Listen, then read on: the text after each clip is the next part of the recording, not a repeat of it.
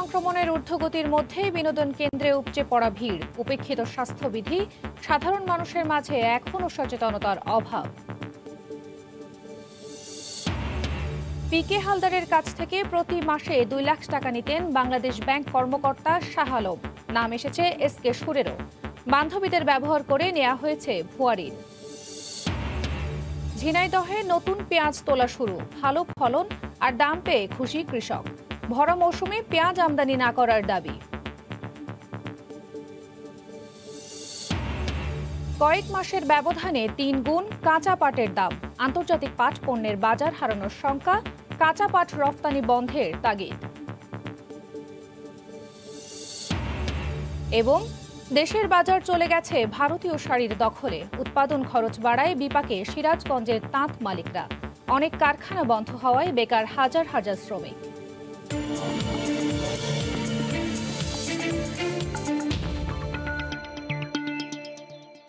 দেখছিলেন শিরোনাম। আমন্ত্রণ জানাচ্ছি দেশ ও দেশের বাইরের অর্থ বাণিজ্যের নানা খবর নিয়ে আমাদের নিয়মিত আয়োজন এ সময়ের বাণিজ্যে। আপনাদের সঙ্গে আছি আমি খান তাসদিনা হাসান। করোনার ঊর্ধ্বগতির মধ্যেও খোলা রয়েছে অনেক বিনোদন কেন্দ্র। কোনো বিনোদন কেন্দ্রে দেখা গেছে উপচে পড়া ভিড়। এই কেন্দ্রগুলোতে কোনো রকম স্বাস্থ্যবিধি মানা হচ্ছে না। এতে দিনে দিনে বাড়ছে সংক্রমণের ঝুঁকি। কাজল আব্দুল্লাহ রিপোর্ট। বুড়িগঙ্গা নদীর কদমতলী ঘাট সংলগ্ন ঐতিহাসিক স্থাপনা আহসান মঞ্জিল দৃষ্টিনন্দন স্থাপনা হওয়ায় কাছের বা দূর দূরান্তের দর্শনার্থীরা আসেন একটু সময় কাটাতে। কিন্তু করোনার কারণে 1 বছর ধরে বন্ধ থাকলেও ওয়েবসাইটে নেই সে খবর। এতে প্রতিদিন অনেক দর্শনার্থী ঘুরতে এসে পড়ছেন বিড়ম্বনায়। নিরুপায় হয়ে গেটের বাইরেই সেলফি তোলেন অনেকে। নিত্যদিনের এমন ভোগান্তিতে কর্তৃপক্ষকে দুষলেন স্থানীয় ব্যবসায়ীরা। করোনার ভিতরে আটকে থাকার কারণে আজকে হুট করে ছুটি পাইছি, তো আমার ওয়াইফ বললো যে একটু অনেকদিন এই ঐতিহাসিক প্লেসটা দেখবে। দ্যাট ইজ ওয়াই আর কি এখানে আসা। আজকে অনেক দূর থেকে আসছে, সিলেট থেকে। আইসা ঢুকতে না পারে অনেক খারাপ লাগতেছে। আনফরচুনেটলি আসছি, দেখি তো এখানে বন্ধ আজকে, কেউ ঢুকতে পারতেছে না, আমরাও সেভাবে দাঁড়িয়ে আছি। অনলাইনে দেখাইছিল যে শুক্রবারে 3টা থেকে 7টা পর্যন্ত খোলা থাকবে, তো অনলাইনে দেখে আসছি, বাট বন্ধ যে সেটা আমাদের মানে অনলাইনে ছিল না। এই আজকে 1 বছর যাবত গতবার লকডাউনে বন্ধ করছে এবং দূর দূরান্তের মানুষ আছে, রাজশাহী, রংপুর, দিনাজপুর, ঢাকার আশেপাশে কেরানীগঞ্জ। কিন্তু একটা সমস্যা, এরা নেটে খোলা রাখছে, নেট বন্ধ করে না, মানুষ একটা অরানি। এদিকে পুরান ঢাকার লালবাগ কেল্লা করোনার মধ্যেও খোলা থাকায় শুক্রবার শেষ সময়ে দর্শনার্থীদের বের হওয়ার দৃশ্যই বলে দেয় বিনোদন প্রেমীদের উপস্থিতি কেমন ছিল। ঘরের বাইরে একটু আনন্দের ছোঁয়া নিতেই আসা বলে জানান আগতরা। তবে স্বাস্থ্যবিধির বালাই না থাকায় অনেকেরই রয়েছে করোনা আতঙ্ক। ওল্ড টাউনে লালবাগ কেল্লা তো অন্যতম একটা জায়গা। অনেকদিন পরেই বের হয়েছে, করোনার মধ্যে বের হওয়া যায় না, তো বাসার মধ্যে তো অনেক আটকা বন্দি, তো অনেকদিন পরে বের হয়েছে, খুব ভালো লাগতেছে আর কি আজকে এসে। করোনার এখন যে আক্রমণের হার সেটা আস্তে আস্তে ঊর্ধ্বগতি। এই মুহূর্তে আমাদের অবশ্যই সবাইকে সামাজিক দূরত্ব মেনে চলা, কিন্তু এখানে আমরা যেটা দেখলাম আমরা সাধারণ জনগণ সেটা মানছি না। সম্প্রতি করোনার প্রকোপ বাড়তে থাকায় বিনোদন কেন্দ্রগুলোতে সুষ্ঠু ব্যবস্থাপনার দাবি দর্শনার্থীদের। কাজল আব্দুল্লাহ, সময় সংবাদ, ঢাকা। চট্টগ্রামে আবারও বেড়েছে করোনা আক্রান্তের সংখ্যা। নমুনা পরীক্ষা দিতে হাসপাতালগুলোয় ভিড় করছেন অনেকে। এ বিষয়ে বিস্তারিত জানাতে চট্টগ্রাম জেনারেল হাসপাতালের সামনে আছেন রিপোর্টার শফিকুল আলম। সরাসরি চলে যাচ্ছি তার কাছে। শফিক, চট্টগ্রামে কিন্তু প্রতিদিনই কিন্তু আগের দিনের রেকর্ড ছাড়াচ্ছে করোনা সংক্রমণ। অর্থাৎ প্রথম গত 3 মাস আগে যেটি 3 মাসের পর যেটি 5% নিচে ছিল, এই গত 4 থেকে 5 দিন পর সেটি 9% ছাড়িয়ে গেছে। এখন চট্টগ্রাম জেনারেল হাসপাতাল আসছে, এখানে কিন্তু দীর্ঘ লাইন ধরে কিন্তু নমুনা পরীক্ষা হচ্ছে এবং সবাই কিন্তু নমুনা দিচ্ছে। তবে এখানে যে নমুনা নেওয়া হচ্ছে সেখানেও কিন্তু সামাজিক দূরত্ব মানা হচ্ছে না এবং গাদাগাদি করে কিন্তু হাজারো মানুষ কিন্তু নমুনা দিচ্ছে। সকাল থেকে আমরা এখানে দেখেছি বিভিন্ন 2-3টি স্পটে কিন্তু সেখানে নমুনা দিচ্ছে। আপনাকে জানিয়ে রাখি, গতকালকে চট্টগ্রামে কিন্তু প্রায় 112 জনের বেশি আক্রান্ত হয়েছে, যেটি অতীতে 3 মাসের রেকর্ড ছাড়িয়েছে। আজ থেকে 3 মাস আগে একদিন 211 ছিল, গতকাল সেটি 212 হয়েছে। তবে গত 3 থেকে 4 দিনে কিন্তু চট্টগ্রামে মৃত্যু হয়েছে প্রায় 4 জনের বেশি। আরেকটি কথা জানিয়ে রাখি, সেটি হচ্ছে চট্টগ্রামের মধ্যে উপজেলা থেকে থেকে কিন্তু মহানগরীতে আক্রান্তের হার বেশি। মহানগরীতে যদি আমি বলি বয়স হিসাবে, তাহলে 20 থেকে 30 বছর বয়সের মধ্যে কিন্তু 20% আক্রান্তের হার, আর 30 থেকে 40% মধ্যে 24% আক্রান্তের হার।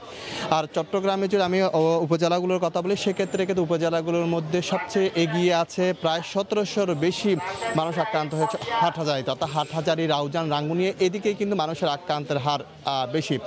তবে এই যে আবার হুট করে যে হঠাৎ করে আবার যে করোনা বেড়ে গেছে, এর জন্য কিন্তু বিশেষজ্ঞরা কিন্তু বেশ কয়েকটি কারণকে দায়ী করছেন। বিশেষ করে একটি তারা বলছেন যে তারা স্বাস্থ্যবিধি মানছেন না সাধারণ মানুষ, তাদের মধ্যে এক ধরনের অবহেলা বা উদাসীনতা দেখছেন। দ্বিতীয়ত যারা ভ্যাকসিন নিয়েছে তারাও কিন্তু তাদের মধ্যে এক ধরনের কনফিডেন্স চলে আসছে যে তারা হয়তো আর আক্রান্ত হবে না, সেই জন্য কিন্তু তারাও কিন্তু অবহেলা করছে। এবং তৃতীয় যে কারণটি হচ্ছে সেটা হচ্ছে মানুষ অসচেতন। এই মানুষের মধ্যে যে সচেতনতা নেই, তার জন্য কিন্তু জেলা প্রশাসনের পক্ষ থেকে কিন্তু গত 1 সপ্তাহ আগে থেকে কিন্তু মাঠে নেমেছে জেলা প্রশাসন, এবং জেলা প্রশাসনের 6টি টিম নগরীর বিভিন্ন এলাকায় কিন্তু অভিযান চালাচ্ছে, এবং সেখানে কিন্তু প্রাথমিকভাবে সাধারণ মানুষকে কিন্তু জরিমানা না করলেও সতর্ক করে দেওয়া হচ্ছে। পাশাপাশি তারা সেখানে মাস্ক বিতরণ করছেন এবং সচেতনতা সৃষ্টি করছেন, এবং নগরীর বিভিন্ন এলাকায় কিন্তু মাইকিং করা হচ্ছে। আর যেটি বলতে পারে আসলে চট্টগ্রামে যদি আমি হিসাব করে বলতে, এ পর্যন্ত কিন্তু চট্টগ্রামে আক্রান্তের হার প্রায় 37,240 জন আক্রান্ত হয়েছে, এবং মৃত্যু হয়েছে এ পর্যন্ত 283 জনের মধ্যে। তবে মানুষের মধ্যে উদ্বেগ উৎকণ্ঠা না থাকলেও কিন্তু বিশেষজ্ঞদের মধ্যে উদ্বেগ উৎকণ্ঠা কাজ করছে। তারা বলছে যে এটি যদি নিয়ন্ত্রণ করা না যায়, যদি স্বাস্থ্যবিধি মানা না হয়, সামাজিক দূরত্ব যদি না মানে, তাহলে তো করোনা আগামীতে বেড়ে যাবে। তারই উদাহরণ হচ্ছে গতকাল একদিনেই কিন্তু 212 জন আক্রান্ত হয়েছে। তো এই ছিল আমার কাছে সর্বশেষ তথ্য জেনারেল হাসপাতাল থেকে। করোনা পরিস্থিতির সবশেষ খবর জানাতে চট্টগ্রাম জেনারেল হাসপাতাল থেকে আমাদের সঙ্গে সরাসরি যুক্ত ছিলেন রিপোর্টার শফিকুল আলম। পিকে হালদারের কাছ থেকে প্রতি মাসে 2 লাখ টাকা নিতেন বাংলাদেশ ব্যাংকের নির্বাহী পরিচালক শাহ আলম, আর পিকের ক্ষমতার উৎস ছিলেন তৎকালীন ডেপুটি গভর্নর এস.কে সুর চৌধুরী। আসামিদের দেওয়া স্বীকারোক্তিমূলক জবানবন্দিতে ঘুরে ফিরে এসেছে এই দুজনের কথাই। এছাড়া পিকের বান্ধবী অবন্তিকা বড়াল ও নাহিদা রুনাইকে ব্যবহার করে কোটি কোটি টাকা লোপাটের তথ্য পেয়েছে দুদক। অর্থনীতিবিদরা বলছেন, এ ধরনের দুর্নীতি বন্ধে বাংলাদেশ ব্যাংকের অভ্যন্তরেই শুদ্ধি অভিযান পরিচালনা করা দরকার। আফজাল হোসেনের রিপোর্ট। এ সময়ের সবচেয়ে আলোচিত নাম প্রশান্ত কুমার হালদার। হাজার হাজার কোটি টাকা লোপাট করে বিদেশে পলাতক তিনি। তার অনিয়ম তদন্তে নেমে বেরিয়ে আসছে দুর্নীতির নানা অপকৌশল ও বেপরোয়া জীবনযাপনের বিষয়। যদিও পিকের পালিয়ে যাওয়ার বিষয়টি এখনও রহস্যময়।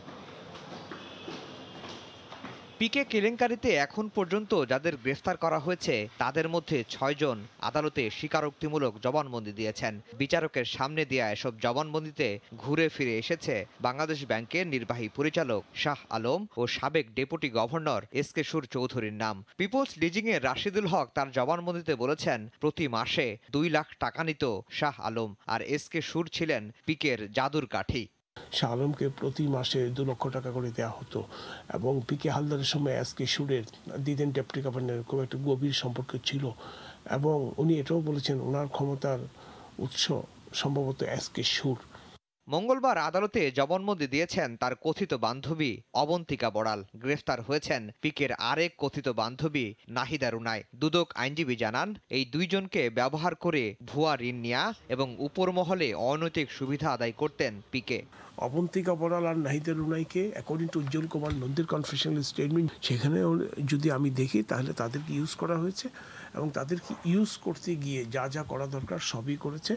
মূলত তার উদ্দেশ্য ছিল আর্থিকভাবে ফায়দা লুটা।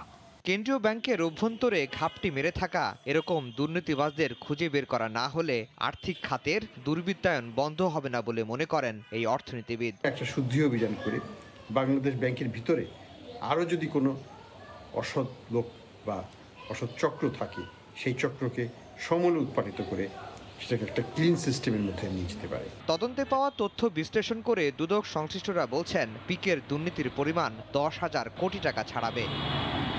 আফজাল হোসেন। ঝিনাইদহে মাঠ থেকে উঠানো শুরু হয়েছে নতুন পেঁয়াজ। এবার ফলন আর দাম ভালো পেয়ে খুশি চাষিরা। কৃষকরা বলছেন, ভরা মৌসুমে পার্শ্ববর্তী দেশ থেকে পেঁয়াজ আমদানি করা না হলে গতবারের মতো এবারও লাভের মুখ দেখবেন তারা। কৃষি বিভাগ বলছে, পরিপক্ক হওয়ার পর পেঁয়াজ তুলে তা সংরক্ষণ করা হলে ন্যায্য মূল্য পাবেন কৃষক। ঝিনাইদহ প্রতিনিধি লোটাস রহমান সোহাগের পাঠানো তথ্য ও ছবি নিয়ে রিপোর্ট। ঝিনাইদহ জেলার শৈলকুপা উপজেলার হিতামপুরের বিস্তীর্ণ মাঠ জুড়ে করা হয়েছে লালতির, তাহেরপুরি, লালতির কিং হাইব্রিড সহ নানা জাতের পেঁয়াজের আবাদ। 4 মাসের পরিচর্যা শেষে এখন মাঠ থেকে পেঁয়াজ উঠানো হচ্ছে। সকাল থেকেই মাঠে মাঠে কৃষকের ব্যস্ততা। প্রাকৃতিক দুর্যোগ না থাকা আর আবহাওয়া অনুকূলে থাকায় এবছর জেলায় পেঁয়াজের ভালো ফলন হয়েছে। জাতভেদে বিঘা প্রতি 70 থেকে 90 মণ পেঁয়াজের ফলন পাচ্ছেন তারা। সেই সাথে বাজারে দামও ভালো পেয়ে খুশি কৃষকরা। বর্তমানে জেলায় বিভিন্ন হাট বাজারে প্রতি মণ পেঁয়াজ প্রকারভেদে 1100 থেকে 1300 টাকা দরে বিক্রি হচ্ছে। কৃষকরা ভরা মৌসুমে পার্শ্ববর্তী দেশ থেকে পেঁয়াজ আমদানি না করার দাবি জানান। প্রায় 6 থেকে 9,000 টাকা পর্যন্ত কৃষকরা দানা ক্রয় করতে গিয়ে ব্যয়ের পরিমাণ অনেকটা বৃদ্ধি পেয়েছে। 70 থেকে 80-90 মণ পর্যন্ত ফলন পেয়েছি, দামও ভালো পেয়েছি। তো এভাবে যদি বাজার থাকে তাহলে এবারও আমরা অনেক লাভবান হব। বাইরের থেকে পেঁয়াজ ঢোকে তাহলে দেখা যাচ্ছে যে কৃষক তো সেই ন্যায্য দাম পাবে না। ন্যায্য মূল্য পেতে পরিপক্ক হওয়ার পর মাঠ থেকে পেঁয়াজ তুলে কিছুদিন সংরক্ষণ করার পরামর্শ কৃষি বিভাগের। কৃষক যদি পরিপক্ক পেঁয়াজ তুলেন এবং সেটা যদি সংরক্ষণ করে বিক্রি করতে পারেন তাহলে তারা তাদের লসের সম্মুখীন কখনোই হবেন না। কৃষি বিভাগের দেয়া তথ্য মতে চলতি মৌসুমে জেলার 6 উপজেলায় 10,472 হেক্টর জমিতে পেঁয়াজের আবাদ হয়েছে, যা গত বছরের চেয়ে 1,822 হেক্টর বেশি। পেঁয়াজ উৎপাদনের আশা 1,35,000 মেট্রিক টন। সময় সংবাদ, ঝিনাইদহ। এ সময়ের বাণিজ্য। শ্রীলঙ্কার প্রধানমন্ত্রী মাহিন্দা রাজাপাকসে ধানমন্ডি 32 নম্বরে বঙ্গবন্ধু স্মৃতি জাদুঘর পরিদর্শন করেছেন। এ সময় তিনি বঙ্গবন্ধুর প্রতিকৃতিতে শ্রদ্ধা জানান ও স্মৃতি জাদুঘরে পরিদর্শন বইয়ে স্বাক্ষর করেন। সকাল 10টায় ধানমন্ডি 32 নম্বরে আসেন শ্রীলঙ্কার প্রধানমন্ত্রী। শুরুতে বঙ্গবন্ধুর প্রতিকৃতিতে শ্রদ্ধা জানান তিনি, পরে বঙ্গবন্ধু স্মৃতি জাদুঘর পরিদর্শন করেন। পরে প্রধানমন্ত্রীর কার্যালয়ে প্রধানমন্ত্রী শেখ হাসিনার সঙ্গে দ্বিপাক্ষিক বৈঠকে বসেন শ্রীলঙ্কান প্রধানমন্ত্রী। তার সফরের বিষয়ে বিকেলে রাজধানীর বেইলি রোডে ফরেন সার্ভিস একাডেমিতে সংবাদ সম্মেলন করবেন দুই দেশের পররাষ্ট্রমন্ত্রী।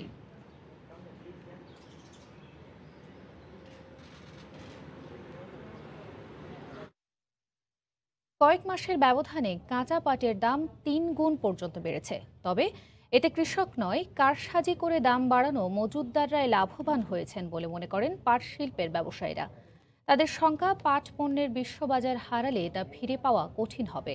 এ অবস্থায় অর্থনীতিবিদরা পাটের মোকামগুলোতে প্রশাসনের নজরদারি বাড়ানো এবং কাঁচা পাট রফতানি বন্ধের পরামর্শ দিয়েছেন। হরিপদ সাহা রিপোর্ট। করোনা মহামারীর মধ্যে অন্যান্য খাতে রপ্তানি কমলেও গেল বছর প্রবৃদ্ধি ছিল পাট ও পাটজাত পণ্যে। কিন্তু চলতি বছর কাঁচা পাটের অনিয়ন্ত্রিত বাজার অনিশ্চয়তায় ফেলেছে এ শিল্পকে। কৃষকরা বলছেন পাট বিক্রি করে দেওয়ার কয়েক মাস পরই বাড়তে থাকে দাম। বিক্রি করলাম তখন 2200-2300 উপরে 2400 টাকা, কিন্তু আমাদের বেচা বিক্রি যখন শেষ হয়ে গেল এখন পাটের দাম 7,000 টাকা। তাহলে আমাদের কি লাভ হলো? এই দামে যদি আমরা কৃষকরা দাম পেতাম সেই সিজন সময়, তাহলে আমরা খুব লাভবান হতাম। বাংলাদেশের বাজারে যখন অস্থিরতা, তখন ভারতে পাটের দাম তুলনামূলক কম বলে তথ্য উঠে এসেছে জার্মান ভিত্তিক প্রতিষ্ঠান WGCর গবেষণায়। ফেব্রুয়ারিতে দেশের বাজারে যে কাঁচা পাট প্রতি মেট্রিক টন বিক্রি হয়েছে $1,956, তা ডিসেম্বরে ছিল $1,090। এ সময় পাটের বিভিন্ন মানের সুতার দাম প্রতি টনে $600 থেকে $1,000 বাড়লেও বস্তা, চটের মতো পণ্যে রপ্তানি মূল্য বাড়ে মাত্র 14 থেকে 20% পর্যন্ত। মাঝখানে একটা শ্রেণী দ্বারা হয়ে গেছে গিয়ে, যারা নাকি এই পাটটা কৃষক থেকে কিনে মজুদ রাখে, অফ সিজনে বিক্রি করে ওই লাভটা করবে। 3,000 কেন 4,000 টাকাও লাভ করেছে। যে কোনো জিনিসের যদি 2 গুণ 3 গুণ দাম বেড়ে যায় গিয়ে অটোমেটিক্যালি ওরা অল্টারনেটিভ খোঁজা শুরু করে। এখন টার্কিতে ফিব্রুলেটেড PP ইয়ার্ন ইউজ করা হচ্ছে কার্পেটে। আফ্রিকাতে বেশ কিছু মার্কেট আছে এখন আমাদের ছালার বস্তা। এরা কিচ্ছু না আস্তে করে সিনথেটিক ব্যাগ ইউজ করে চলে যাবে গিয়ে। আর একবার যদি চলে যায় গিয়ে এই মার্কেটটা কিন্তু ইতিহাস বলে সহজে ফেরত আসে না। দীর্ঘদিনের ধারাবাহিক লোকসানে গত বছর জুলাই মাসে সরকার রাষ্ট্রীয় মালিকানার পাটকলগুলো বন্ধ করে দেয়। তাই বর্তমানে অভ্যন্তরীণ চাহিদাও কম। তারপরও কাঁচা পাটের এমন দাম বৃদ্ধিকে স্বাভাবিক মনে করেন না এই অর্থনীতিবিদ। বাণিজ্য মন্ত্রণালয়ের উচিত হবে পাট মন্ত্রণালয়ের সাথে যৌথভাবে মিলে বিভিন্ন এলাকাতে গিয়ে দেখা যে পাট কেউ হোল্ড করছে কিনা, 1 মাসের বেশি কেউ আসলে পাট গুদামজাত রাখতে পারবেন না, সেটি আসলে পরিপালন হচ্ছে কিনা। আমরা মনে করি যে স্বল্প সময়ের জন্য কাঁচা পাট রপ্তানি সরকার বন্ধ রাখতে পারেন। শৌখিন পাট পণ্য উৎপাদনে ক্ষুদ্র উদ্যোক্তারা আস্তে আস্তে আগ্রহী হয়ে উঠছিলেন, কিন্তু কাঁচামালের দাম বৃদ্ধির ধাক্কায় তাদেরও বিপর্যয়ের মুখে পড়তে হবে বলে মনে করেন পর্যবেক্ষকরা। হরিপদ সাহা। মুন্সিগঞ্জে হিমাগারে আলু সংরক্ষণের চাপ বেড়েছে, এখনও মাঠে রয়েছে অনেক আলু। অন্যদিকে হিমাগারগুলোতে আলু সংরক্ষণের বুকিং বন্ধ করে দেওয়ায় বিপাকে পড়েছেন কৃষকরা।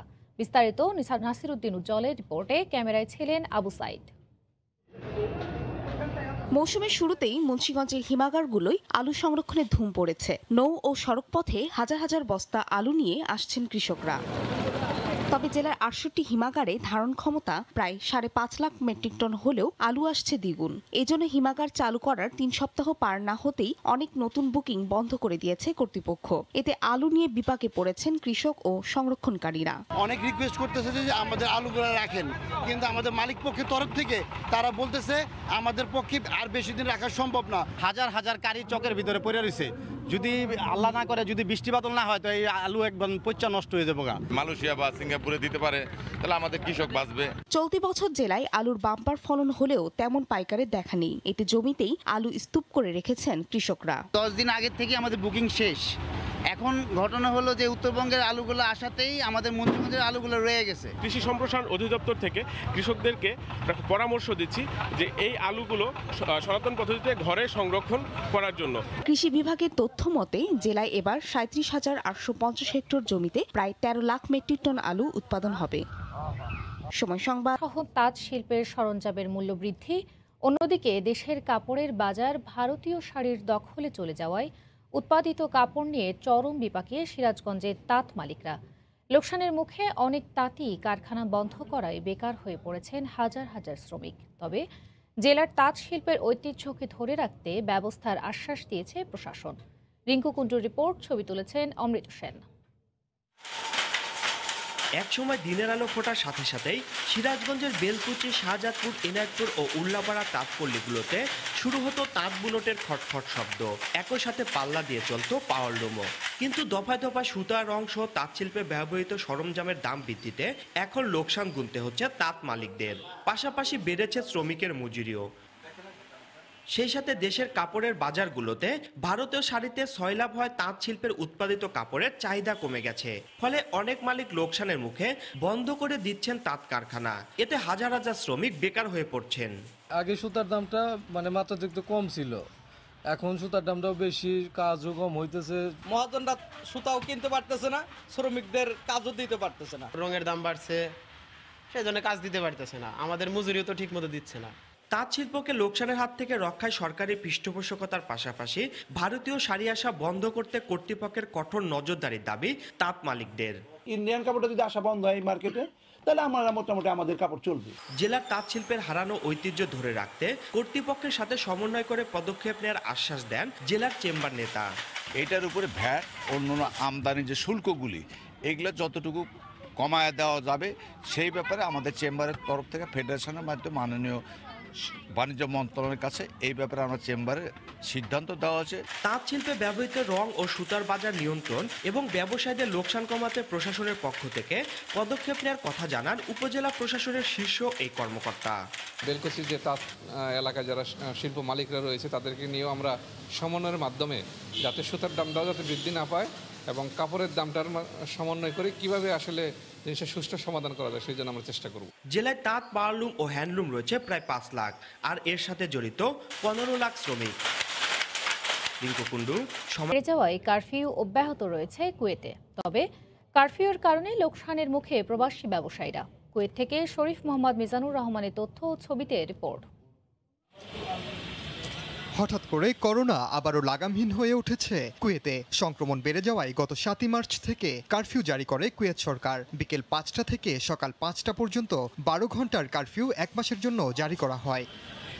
কারফিউয়ের সরাসরি প্রভাব পড়েছে ব্যবসা প্রতিষ্ঠানের উপর। ক্রেতাশূন্য মার্কেটগুলোতে আগের মতো বেচাকেনা না থাকায় লোকসান গুনতে হচ্ছে ব্যবসায়ীদের। দোকান ভাড়া ও শ্রমিকদের বেতন ভাতা দিতে হিমশিম খাচ্ছেন তারা। প্রাইভেট সেক্টরে আমরা যারা আছি খুবই একটু স্বাভাবিকভাবে আমরা একটু শোনীয় অবস্থায় আছি। প্রবাসী ভাইদের জন্য বলতেছি সবাই মাস্ক ব্যবহার করবে, সবাই ঘরে যার হেফাজতভাবে থাকবেন। সামনে সময়টা ভালো হয়, সামনে আরো আগে যাবো। কুয়েতে প্রায় 3 লাখ প্রবাসী বাংলাদেশি রয়েছেন। তাদের মধ্যে অনেকেই বিভিন্ন ব্যবসার সঙ্গে জড়িত। ব্যবসায় মন্দার কারণে অনেকেই ইতোমধ্যে তাদের ব্যবসা প্রতিষ্ঠান বিক্রি করে দেশে ফিরে গেছেন। তবে দেশটিতে অবস্থানরত প্রবাসীদের আশা শিগগিরই মহামারী কাটিয়ে আবারও তাদের ব্যবসায় প্রাণ ফিরবে। সময় সংবাদ, কুয়েত। করোনা মহামারীর বছরে চাকরি হারিয়েছেন 25 কোটিরও বেশি মানুষ। বিশ্ব বাণিজ্যে স্থবিরতা নামায় $1 ট্রিলিয়ন ক্ষতি হয়েছে। তবে জাতিসংঘের বাণিজ্য উন্নয়ন বিষয়ক সংস্থা আংস্টাড বলছে 2021 সালে প্রবৃদ্ধির ধারায় ফিরবে পুরো বিশ্ব। এজন্য প্রয়োজন দেশগুলোর পারস্পরিক সহযোগিতা।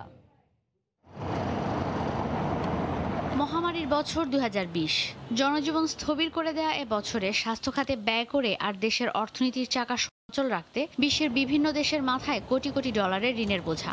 এর মধ্যেই আশার কথা শোনালো জাতিসংঘ। আংটাড বলছে ভ্যাকসিনের সুষম বন্টন হলে চলতি বছরই প্রবৃদ্ধির ধারায় ফিরবে বিশ্ব অর্থনীতি। জাতিসংঘ বলছে মহামারীর বছর শেষ করে চলতি বছর যুক্তরাষ্ট্রের প্রবৃদ্ধি হবে 4.5% বেশি। নেপথ্যের কারণ যুক্তরাষ্ট্রের $1 ট্রিলিয়ন প্রণোদনা। চীনের অর্থনৈতিক প্রবৃদ্ধি হবে 8%-এর উপরে, কারণ চীন বেশ ভালোভাবেই করোনা মোকাবিলা করছে। ইউরো অঞ্চলের জিডিপি প্রবৃদ্ধি হতে পারে 4%। আংটাড বলছে করোনা মহামারীর কারণে নতুন করে অনেক মানুষ দারিদ্র্যসীমার নিচে চলে গেছে। মহামারীর কারণে কোটি কোটি মানুষ এখন দারিদ্র্যসীমার নিচে বাস করছে, যাদের মাথাপিছু আয় দৈনিক $3 কিছু বেশি। ঈশিতা ব্রহ্ম, সময় সংবাদ। এ সময়ের বাণিজ্যে শীর্ষ সংবাদগুলো জানিয়ে দিচ্ছি আরও একবার। করোনা সংক্রমণের ঊর্ধ্বগতির মধ্যে বিনোদন কেন্দ্রে উপচে পড়া ভিড়। উপেক্ষিত স্বাস্থ্যবিধি, সাধারণ মানুষের মাঝে এখনও সচেতনতার অভাব। পিকে হালদারের কাছ থেকে প্রতি মাসে 2 লাখ টাকা নিতেন বাংলাদেশ ব্যাংক কর্মকর্তা শাহ আলম। নাম এসেছে এসকে সুরেরও। বান্ধবীদের ব্যবহার করে নেওয়া হয়েছে ভুয়া ঋণ। এবং কয়েক মাসের ব্যবধানে 3 গুণ কাঁচা পাটের দাম। আন্তর্জাতিক পাট পণ্যের বাজার হারানোর শঙ্কা, কাঁচা পাট রফতানি বন্ধের তাগিদ। এই ছিল এই সময়ের বাণিজ্যের সঙ্গে থাকুন সময়।